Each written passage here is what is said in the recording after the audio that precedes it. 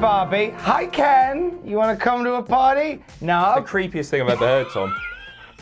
I can't even let you finish that. You a 35-year-old man. 35, baby. Aqua is just it's not a way that anyone wants to start their Mate, Tuesday I morning. cannot help it if I'm a Barbie girl in a Barbie world. My life in plastic is fantastic. Just get on with the headlines. Some news. Vince McMahon reportedly very unhappy with a Survivor Series match. A top Raw star has turned heel, and we have an update on the Graves Ranallo situation. We'll get to that soon. Survivor Series very much in the rearview window at this point. Did we enjoy Survivor Series? Yeah, I think it was all good. Pretty much until the main event, which was still good, wasn't it? It wasn't bad. It wasn't a bad man. It wasn't a stinker or anything. But, well, there's one man who seems to think that it wasn't very good at all, and that man is Vince McMahon. Oh, dear. Via WrestleVotes saying that heard Vince himself, even Vince himself, didn't like the main event last night. Major disappointment. I feel for them a bit here, because they were CM Punk chants. People just weren't into it at all. It wasn't a great match or anything. I don't know, the placement felt weird. Should that have been main event?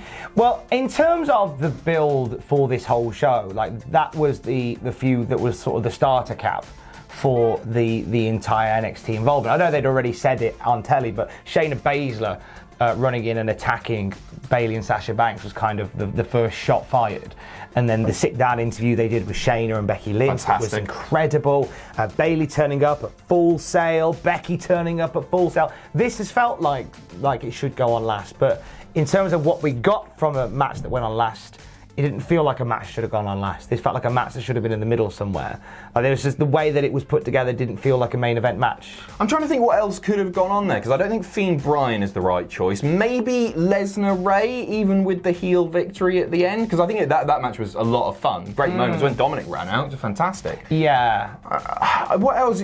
I think maybe the men's Survivor Series match could have only because even with Roman being the. But it was more about Keith Lee. I think the whole bit with because for me, watching with Ross, the crowd were the most reactive to Daniel Bryan and Keith Lee. Yeah, and Rhea Ripley, actually, with the greatest respect to Rhea Ripley, because Ripley was a force of nature at Survivor Series as well. But they were really, really hot for Keith Lee. And when it came down to Keith Lee versus The Shield, basically, it was like, this is an amazing moment. I'm going to respectfully disagree, because I think people would have been more pissed off with just Roman at the end, that being the closing shot with him on the turnbuckle. Yeah. And Keith Lee still looked fantastic. I don't think it needed to be main event. I just think the main event actually needed to be a bit better. Yeah, maybe. The speculation was that was going on last because this was going to be where we'd see a return for Ronda Rousey. Everyone assumed that. I was kind of watching, going, "When's Ronda coming out?" Like there was a couple of lulls in the match or bits where like Becky was on her own in the ring, out in the middle of the ring, and Bayley and Baszler were outside. Becky was in the ring. I thought this is where.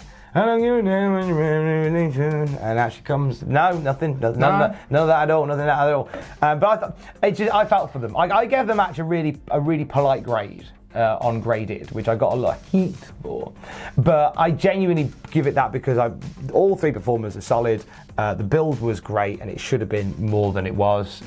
I think the ending I thought made Becky look a bit like Seth Rollins. She's a sore loser, wasn't she? A bit like sore loser. She lost fair and square. Yeah. The finish itself as well, to me, sort of came out of nowhere a little bit. It felt like it was sort of just getting going. Then it was like, boom. Oh, okay, that's it. It was an all right match. It's not one that we're going to remember. It's not one that we're going to be talking about in even a month's time. And one that Vince McMahon is keen to forget. However, and it's important to know that whilst Vince McMahon didn't like the main event match, he is very high on Shayna Baszler and very high on Keith Lee. He's a man of taste sometimes. I'm so happy to hear that Vince McMahon loves Keith Lee. Just don't call him up and then dick him over with some rubbish. Because don't get excited, Vince. Let him be down in NXT for a while. It's fine. Just leave him there. Let us enjoy him before you rebrand him the Keithosaurus or something on Monday Night Raw. For me, Survivor Series was sort of the coming out party of Keith Lee. I got a bit emotional watching it, because I think it was so unexpected as well. Keith Keith's fantastic, but out of anyone on NXT, I wouldn't assume Vince is going to go, "Hey, that guy." Great, that's really exciting. Amazing. Were you saying boo or booing it down? He's turned heel. Don't matter anymore. Finally. It's been a long time coming. Too long, but it's here. Seth Rollins turning heel on last night's Raw. He held a town hall speech and he was calling out all the Raw superstars, saying, "You're rubbish. You're rubbish. You didn't burn it down. You didn't burn it down." But it's fine because he's unlikable, and now he's meant to be unlikable. Exactly. Some notable points from episodes of Raw. Obviously, Adam Petiti's here with Raw Graded later on. He'll break it all down for you. He'll burn it all down for you later on. Randy Orton giving Seth Rollins the wanker for Spunky Cock Dance. Papa Spunky Cock. Next week is going to be bloody Adam P, as I make my debut on Raw. That's not true. I'm going to NXT first. Pay my dues. And also the Authors of Pain, who were also called out by Seth for not even turning up to Survivor Series, attacking Kevin Owens at the end of the night, but not attacking Seth Rollins. Oh, rumours of a little stable. Put your hand in. Four. There you go. That's Kurt Angle there at the end. And there's Triple H as well. Leonard and Leonard confirmed. Authors of Pain possibly uniting with Seth Rollins to form a little gang of boys. I'm all right with that. Mixed, I don't know, because I don't think Seth's someone that needs enforcers because he's so good in the ring, but it is just a chicken-esque heel thing to do anyway. Of course it is. I don't have that much of a problem with it. And it gives AOP something to do rather than just getting lost in the shuffle in the tag team scene, which we know Vince doesn't care about. Exactly. I'm fine with Authors of Pain not being part of that tag division and just being Seth's lads. Because, like you say, it is a chicken heel thing to do. Mm-hmm. Seth Rollins will do that. Yeah, totally. I'm really excited by this. I've been pretty open with my... I don't like Seth, basically. But you know what? I think he's great. I think the authority thing was really good. And I think this is going to be good too. He's such an unlikable person. He's just... this is the sensible thing. I can't get behind him as a babyface because he's not a strong enough character for me to forget about the fact that actually maybe he's a bit of a wanker. What if he goes on a crusade to become the general manager of Raw? Because the whole thing is this town hall thing where he talked about, we need to make Raw great again. Get 'em, boys. I like the idea of him maybe being player manager. Ooh, this is Tom Campbell right here, by the way, pitching a heel general manager, heel authority role. Oh God, I am Raw. on. I am on. And we still got away from it a little bit, maybe. Quite a few years of that. I am far too conditioned as a wrestling fan. Do you know what they need to do? They need to put Kane back in his mask and bring Vince back. Ratings. Who's that jumping out the sky? R.E.Y. Mysterio. Here we go. Incorrect. It is a charity skydiver. Ooh. And it's also the United States Heavyweight Champion, Rey Mysterio. That's right, defeating AJ Styles, ending AJ's 134-day reign last night. This, to me, sort of came out of nowhere. Obviously, Rey qualified for the match itself on Raw and won the match. But if you'd asked me at the end of Survivor Series, hey, is Rey Mysterio going to be holding a belt come the end of Monday Night Raw? No, I don't think so. Is this a bit of a booby prize? It does feel sudden. There's been no build to... No, Umberto and AJ was the build, wasn't it? Yeah, whether or not Umberto is going to win it from Rey. Passing the torch sort of thing? Passing of the torch. Rey Mysterio is down to face The Fiend at this big show in San Jose. Yeah. In a couple of days' time. Whether they... Oh, do you know... Have they changed that, do you think? Rey and Umberto, US title? Nah, of course not. They changed it a lot, haven't they? Yeah. Sorry, carry on. No, I think that maybe Rey will have it now for a while and then maybe down the way lose it to Umberto. I've got a bit of fantasy booking here. Oh, and maybe this no. is pretty mental, actually. I don't know. I think we might get Rey versus Dominic at WrestleMania. And I think this might be a super slow build to that. I don't think it's going to be for the US title, but we saw that... Could be. That little Dom can go. He certainly keeps Well, he can do a few bits. He can do a low blow, he can do a chair shot, he can do a 619, he can do a frog splash, and they all look great. Yeah, he can stand at ringside and look mopey, as we've seen a long time ago. He can do it all. He's the total package. He can do more than most can. Yeah, that 619 was beautiful. The frog splash was phenomenal. Yeah, the frog splash was great. Yeah. Jeez, he genuinely shocked me. Genuinely shocked me. Yeah, that's not a bad shout, actually. I think this might be a way to get there. Maybe. I know that's a long way off, but I think WWE would want to do that as well. Yeah, Rey versus Prince Mysterio. They've trademarked Prince Mysterio. Have they really? Ooh. Apparently so. So Prince Mysterio could take over the mantle from his Durder and become the new Rey Mysterio in the WWE. It's not a bad shout, to be fair. The one thing that came from this And Adam will talk to you about like how it all came to happen on Graded later on, won't you, Mr. Pacitti? Sure. And this is my classroom somewhere in Chicago. What voice is that? That's you. It's half me and half Ollie Davis. And this is a subscribe. And this is a subscribe. One of the things that came from this, you tweeted this out and it made me laugh, is the photo that we shared of Rey Mysterio and Dominic with the United States Championship. Just pop it up there. Just pop it up there, right? That is the sort of face that you pull on a local newspaper. Like, local man finds US championship pushed through letterbox covered in poo. He's really pissed off. Like, local man gets really high gas bill. That's the sort of face we got going on here.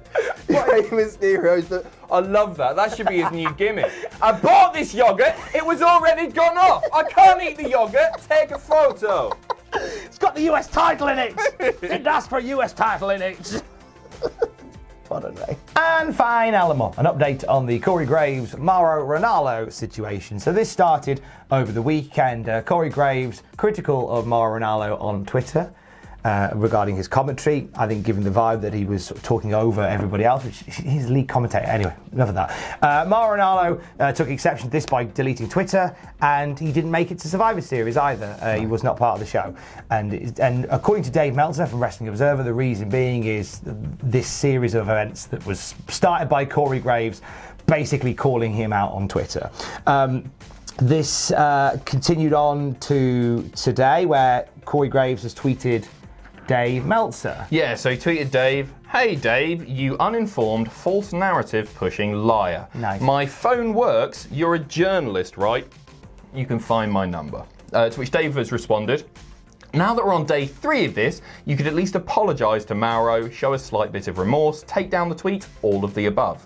When you mess someone up on your own team, don't think about only yourself, first, second, and last." To which Corey once again responded, "My phone isn't ringing, Dave. More content to continue your rumour mongering, I see." Brian Alvarez joined in on this with a wonderful comment where he said, "I assume that Mauro Ranallo is unlisted as you haven't called him." Right, that's the thing. It's true. Corey is complaining about not dealing with things in private when he was the one to make things public in the first place. To somebody who's part of, they're in the same company. They're like, you don't slag off people publicly in your own company. Imagine if I tweeted about you or something. About my tiny hand. Yeah, I'd never do that. Never do that. Rusev. Thank goodness, bro, I'm getting involved. Thank goodness. Rusev tweeted as well. He said, "Oh, here's his number." He just posted a public. I looked at the replies. I didn't ring the number because I'm not insane. Apparently, it was like a Dairy Queen or a Taco Bell or a Wendy's or something like that. I hate it's pretty it. trolly in itself, isn't it? Oh, no, I hate it when somebody makes a joke that I don't get.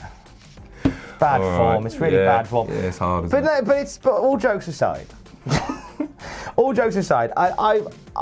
I've seen a lot of on Twitter, I've had a lot of tweets about this, is people defending Corey Graves and saying Mauro Ranallo should get a pair. Mauro Ranallo should accept criticism. I'm sure Mauro Ranallo gets plenty of criticism, and if Mauro's anything like me, his biggest critic is himself. So he knows he's happy to accept criticism. But this is a really bad way to go about it. Like, imagine if where you work, like Adam said, imagine where you worked, instead of your boss coming to you and saying, "Hey, you've not been doing your job properly," they just tweeted horrible sort of nonsense about you instead, or they tweeted little sort of passive-aggressive comments about you instead.